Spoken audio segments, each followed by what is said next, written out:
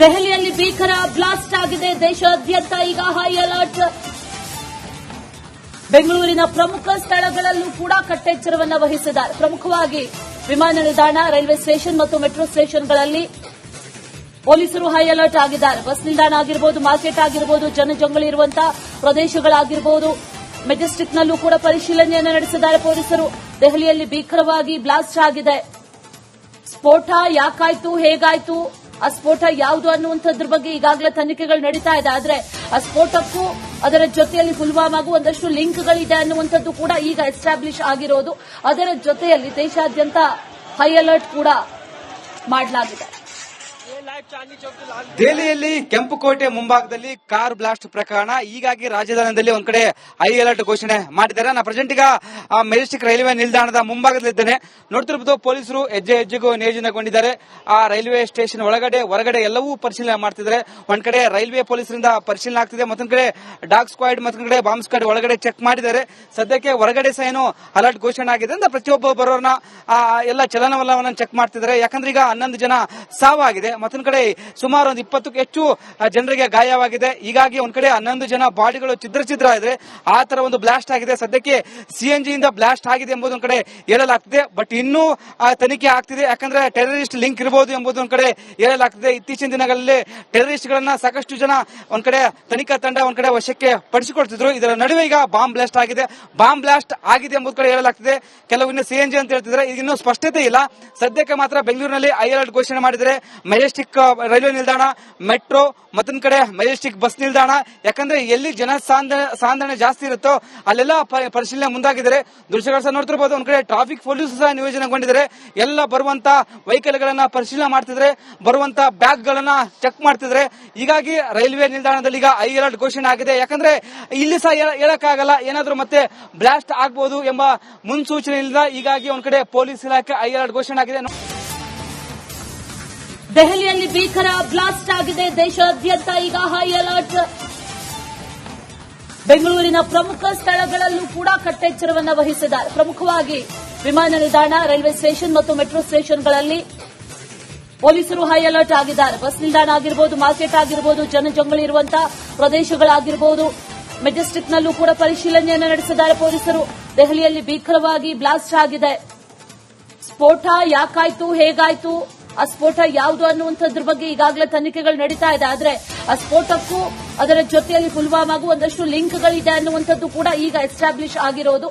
ಅದರ ಜೊತೆಯಲ್ಲಿ ದೇಶಾದ್ಯಂತ ಹೈ ಅಲರ್ಟ್ ಕೂಡ ಮಾಡಲಾಗಿದೆ. ದೆಹಲಿಯಲ್ಲಿ ಕೆಂಪುಕೋಟೆ ಮುಂಭಾಗದಲ್ಲಿ ಕಾರ್ ಬ್ಲಾಸ್ಟ್ ಪ್ರಕರಣ. ಹೀಗಾಗಿ ರಾಜಧಾನಿಯಲ್ಲಿ ಒಂದ್ ಕಡೆ ಹೈ ಅಲರ್ಟ್ ಘೋಷಣೆ ಮಾಡಿದ್ದಾರೆ. ನಾನು ಪ್ರೆಸೆಂಟ್ ಈಗ ಮೆಜೆಸ್ಟಿಕ್ ರೈಲ್ವೆ ನಿಲ್ದಾಣದ ಮುಂಭಾಗದಲ್ಲಿದ್ದೇನೆ. ನೋಡ್ತಿರಬಹುದು, ಪೊಲೀಸರು ಹೆಜ್ಜೆ ಹೆಜ್ಜೆಗೂ ನಿಯೋಜನೆಗೊಂಡಿದ್ದಾರೆ. ಆ ರೈಲ್ವೆ ಸ್ಟೇಷನ್ ಒಳಗಡೆ ಹೊರಗಡೆ ಎಲ್ಲವೂ ಪರಿಶೀಲನೆ ಮಾಡ್ತಿದ್ದಾರೆ. ಒಂದ್ ಕಡೆ ರೈಲ್ವೆ ಪೊಲೀಸರಿಂದ ಪರಿಶೀಲನೆ ಆಗ್ತಿದೆ, ಮತ್ತೊಂದ್ ಕಡೆ ಡಾಗ್ ಸ್ಕ್ವಾಡ್, ಮತ್ತೊಂದ್ ಕಡೆ ಬಾಂಬ್ ಸ್ಕ್ವಾಡ್ ಒಳಗಡೆ ಚೆಕ್ ಮಾಡಿದ್ದಾರೆ. ಸದ್ಯಕ್ಕೆ ಹೊರಗಡೆ ಸಹ ಏನು ಅಲರ್ಟ್ ಘೋಷಣೆ ಆಗಿದೆ ಅಂತ ಪ್ರತಿಯೊಬ್ಬ ಬರೋರ್ನ ಎಲ್ಲ ಚಲನವಲನವನ್ನು ಚೆಕ್ ಮಾಡ್ತಿದ್ದಾರೆ. ಯಾಕಂದ್ರೆ ಈಗ 11 ಜನ ಸಾವಾಗಿದೆ, ಮತ್ತೊಂದ್ ಕಡೆ ಸುಮಾರು ಒಂದು 20ಕ್ಕೂ ಹೆಚ್ಚು ಜನರಿಗೆ ಗಾಯವಾಗಿದೆ. ಹೀಗಾಗಿ ಒಂದ್ ಕಡೆ 11 ಜನ ಬಾಡಿಗಳು ಛಿದ್ರ ಇದೆ.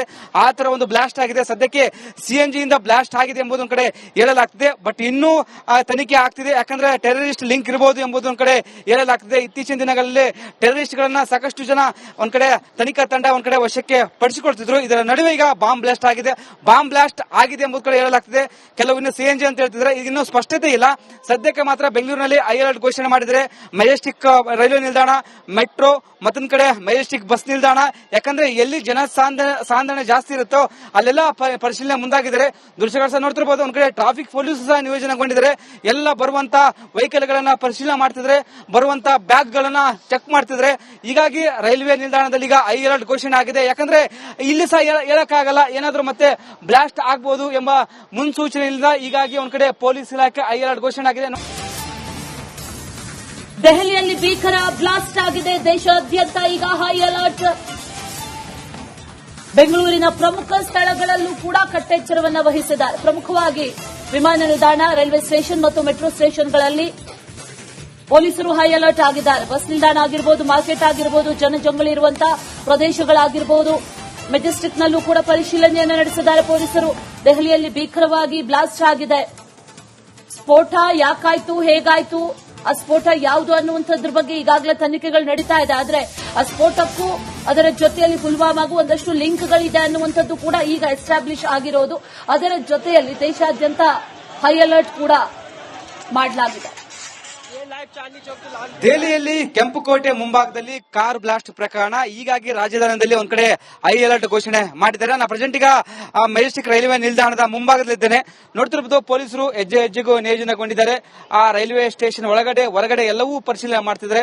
ಒಂದ್ ಕಡೆ ರೈಲ್ವೆ ಪೊಲೀಸರಿಂದ ಪರಿಶೀಲನೆ ಆಗ್ತಿದೆ, ಮತ್ತೊಂದ್ ಕಡೆ ಡಾಗ್ ಸ್ಕ್ವಾಡ್, ಮತ್ತೊಂದ್ ಕಡೆ ಬಾಂಬ್ ಸ್ಕ್ವಾಡ್ ಒಳಗಡೆ ಚೆಕ್ ಮಾಡಿದ್ದಾರೆ.